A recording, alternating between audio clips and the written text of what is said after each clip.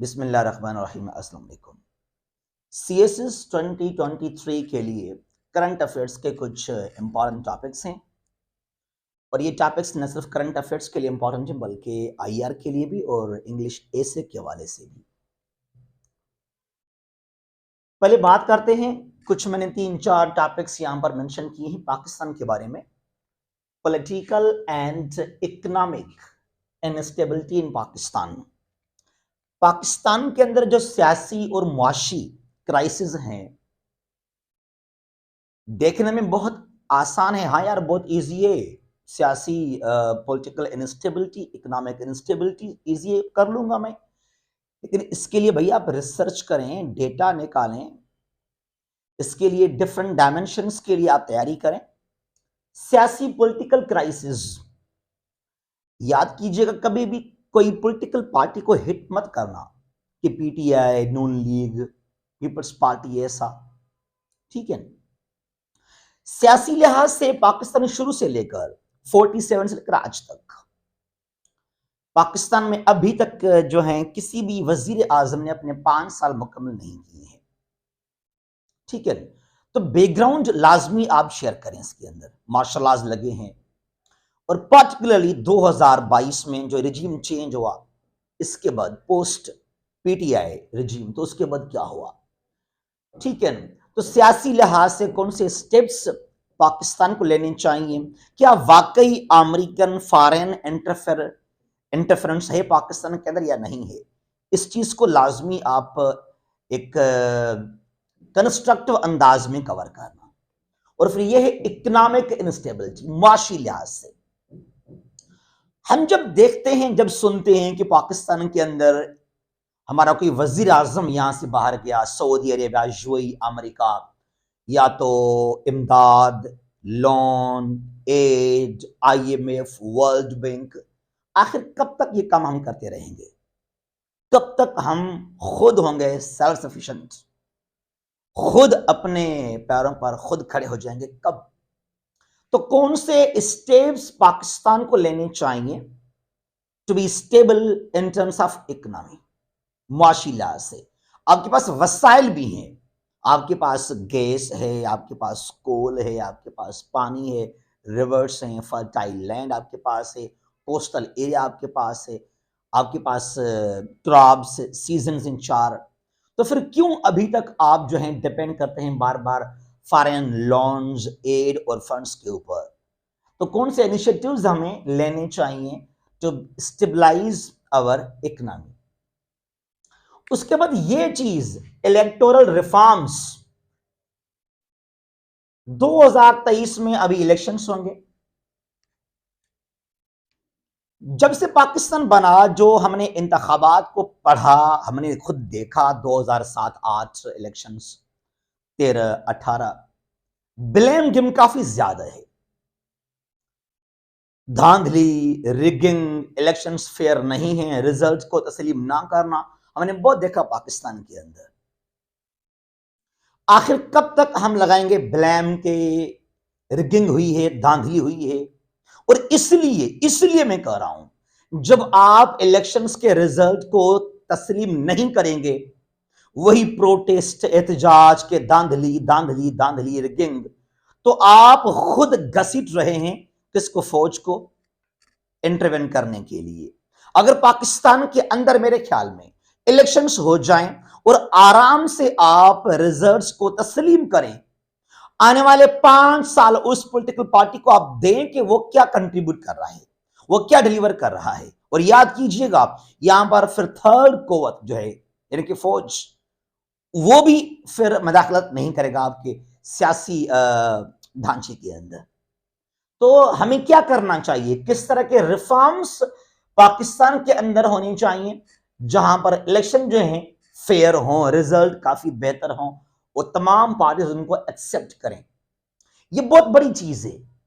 आप देखिए ना, जब तक आप रिजल्ट को एक्सेप्ट नहीं करेंगे, आपके मुल्क के अंदर वो धांधली, रिगिंग, फॉरेन इन्वॉल्वमेंट, मिलिट्री का इंटरवेंशन, ये चलता रहेगा इस तरह का। तो काइंडली खुदा के वास्ते रिजल्ट्स को लाजमी आप एक्सेप्ट करें और वेट करें अगले 5 साल के लिए। ग्लोबल वार्मिंग, क्लाइमेट चेंज, इन पाकिस्तान पार्टिकुलरली जो हमारे पास 2010 में फ्लड्स आए थे और अभी आए 2022 में, ना 23 बल्कि 2022 में जो फ्लड्स आए, तो इन फ्लड्स के वजह से कितना नुकसान हुआ पाकिस्तान को। और वैसे भी अगर आप देखें आईपीसीसी के रिपोर्ट्स को आप देखें या जो ग्लोबल क्लाइमेट रिस्क इंडेक्स के रिपोर्ट्स देखें, 3-4 एरियाज हैं they are most vulnerable to climate change. 3-4 कौन से एरियाज हैं? एक साउथ एशिया है, एक साउथ ईस्ट एशिया, तीसरा है कैरेबियन रीजन, ठीक है। और जब यहां पे आया था अंतोनियो गुटेरेस अभी, तो उसने खुद कहा कि Pakistan only contributes less than 1% in global emissions. Less than 1% कसूर है पाकिस्तान का इन ग्लोबल वार्मिंग, और कितना हमें लॉस हो रहा है। तो इस चीज को लाजमी आप देखें, कौन किस तरह के इनिशिएटिव्स, किस तरह के स्टेप्स पाकिस्तान को लेने चाहिए to face the threats of global warming. Dams बनने चाहिए, नहीं बनने चाहिए, सूबे एग्री कैसे हों कि मजीद हम और डैम्स बनाएं, और कौन से हमें इनिशिएटिव्स लेने चाहिए, इसके हवाले से भी आप लाजमी ये काम करें। रिसर्च लाजमी किया करें, डिफरेंट मैगजीन्स को पढ़ें, अखबार को पढ़ें, इंटरनेट को यूज करें। अच्छा, internal threats to Pakistan, the security of Pakistan. अगर हम बात करते हैं ना threats to national security of any country, दो आपके पास थ्रेट्स होते हैं। एक्सटर्नल, बाहर से कोई दुश्मन आप पर हमला कर सकता है, थ्रेट है ये। और इंटरनल, आपके अंदरूनी जो अफेयर्स हैं, मामलात हैं, सिचुएशन है, वो चीज, ठीक है। अब पाकिस्तान के अंदर मेरे ख्याल में बाहर से इंडिया, अफगानिस्तान, अमेरिका, इस्राइल, लेकिन उनसे ज्यादा मेरे ख्याल में सबसे जो पाकिस्तान को ज्यादा खतरा है वो है खुद पाकिस्तान के internal challenges. More threat to Pakistan security. अब क्या होगा इंटरनल थ्रेट्स के अंदर? सबसे पहले आपके पास इकोनॉमिक इंस्टेबिलिटी, माशी बदहाली। Number 2, political crisis. Number 3, religious extremism. Number 4, separatist movement in Balochistan. ये 4 ऐसे पाकिस्तान के पास चैलेंजेस हैं, ज्यादा खतरा है पाकिस्तान को as compare to Israel, America, Afghanistan और इंडिया। और मैं इंडिया को भी इतना बड़ा थ्रेट नहीं समझता। अफगानिस्तान बड़ा थ्रेट है आपको और अमेरिका आपको बड़ा थ्रेट है। तो पाकिस्तान को क्या चाहिए कि किस तरह फेस करे इकोनॉमिक इंस्टेबिलिटी को, पॉलिटिकल क्राइसिस को, रिलीजियस एक्सट्रीमिज्म को, उसके बाद जो है सेपरेटिस्ट जो इंसर्जेंसी है इन अफगानिस्तान। ये चारों आपके लिए ज्यादा खतरा है, ठीक है। अच्छा, उसके बाद जो पाकिस्तान की खारजा पॉलिसी है, shift in the foreign policy of Pakistan from US to Russia. America ने पाकिस्तान को कभी भी अपना सच्चा दोस्त, पार्टनर, फ्रेंड नहीं समझा। यूज किया अमेरिका ने पाकिस्तान को हमेशा टिश्यू पेपर के तरह। कभी अगर जरूरत फील हुई तो मुंह साफ किया, फिर फेंक दिया अमेरिका ने पाकिस्तान को, इस तरह का। तो अमेरिका पाकिस्तान का सच्चा बेहतरीन दोस्त नहीं है। Now Pakistan must divert it's foreign policy from the US tilt towards Russian tilt, ठीक है। और सिर्फ रशिया नहीं बल्कि रशिया हो गया, कतर हो गया, ईरान हो गया, ठीक है। अच्छा, उसके बाद क्या है, ये सवाल लाजमी आएगा इसराइल के अंदर जो दोबारा आ गया वहां पर नेतन्याहू, बेंजामिन नेतन्याहू, इसको तो आप जानते हैं, बड़ा मशहूर है नेतन्याहू।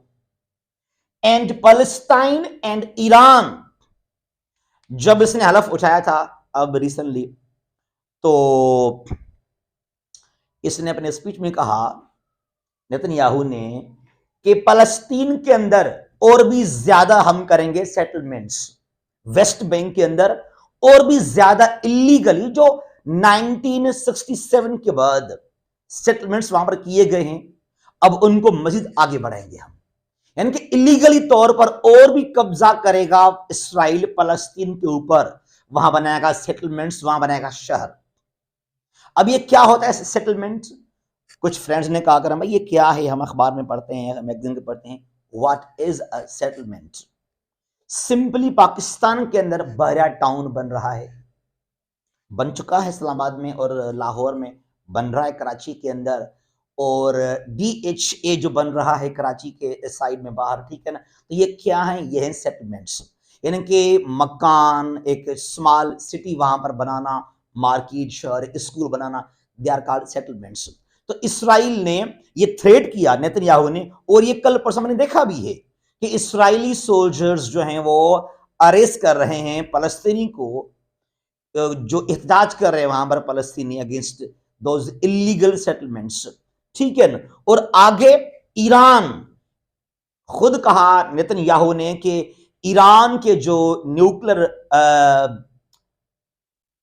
प्लांट्स हैं, रिएक्टर्स हैं, उनको हम करेंगे टारगेट, हमें खतरा है ईरान से, यानी कि इनी हाउ हम नहीं छोड़ेंगे ईरान को, ठीक है। तो किस तरह करेगा हैंडल जो है फिर ईरान, और क्या होगा फलस्तीन के अंदर?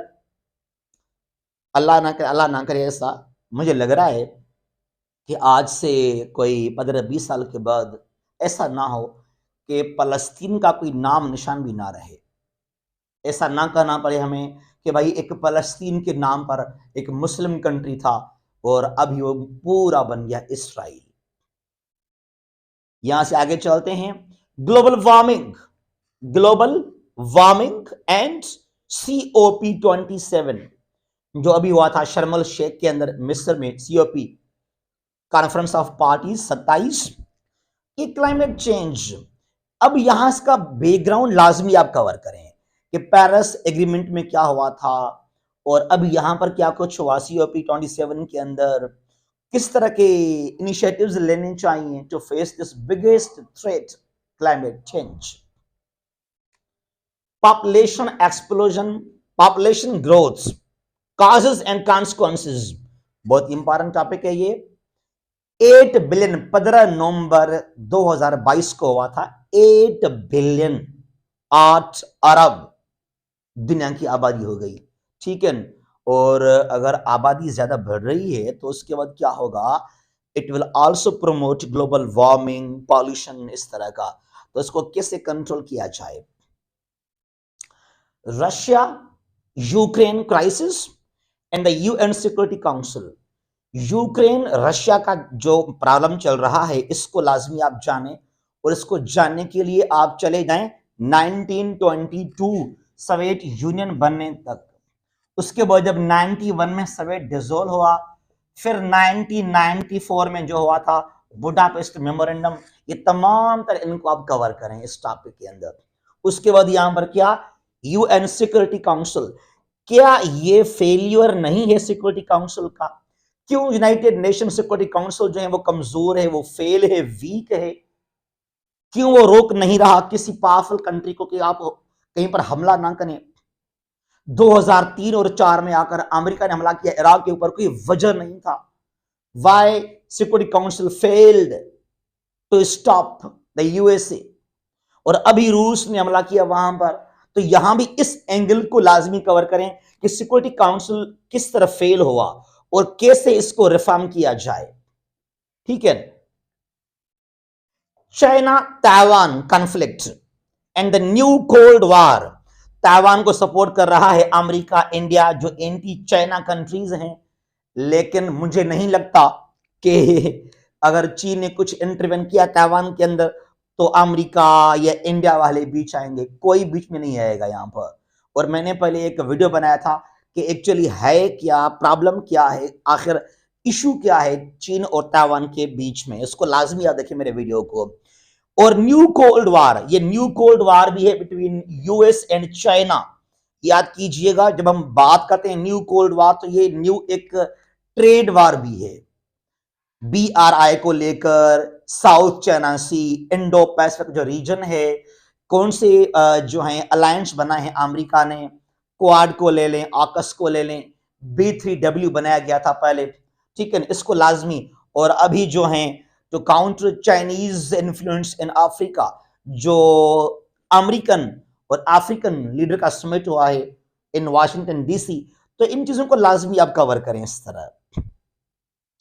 उसके बाद reforms in the United Nations, UN के अंदर, पार्टिकुलरली सिक्योरिटी काउंसिल के अंदर किस तरह के रिफॉर्म्स हमें चाहिए टू मेक पावरफुल यूएनओ। तो यहां से ए से भी आ सकते हैं, और यहां से जो है आपका न सिर्फ करंट अफेयर्स बल्कि आईआर, पाकिस्तान अफेयर्स के अंदर भी ये सवाल आपको सपोर्ट कर सकते हैं। रिसर्च लाजमी किया करें, कोई किताब, कोई मैगजीन गूगल किया करें, अखबार, डॉन अखबार को तो लाजमी आप कवर किया करें। कुछ लोग कहेंगे यार मैंने डॉन अखबार नहीं पढ़ा था, वो झूठ बोल रहा होगा आपसे। डॉन अखबार के सिवा करंट अफेयर्स को पढ़ना मेरे ख्याल में न सिर्फ मुश्किल बल्कि ये इम्पॉसिबल है, ये नामुमकिन है। तो इसलिए भाई लाजमी आप रिसर्च करें, अखबार को पढ़ें, मैगजीन को पढ़ें, ठीक है। तो ये करंट अफेयर्स के लिए काफी टॉपिक इंपॉर्टेंट है जो सीएसएस 2023 में आपको सपोर्ट कर सकते हैं। जहां भी हैं खुश रहें। अल्लाह हाफिज। पाकिस्तान जिंदाबाद।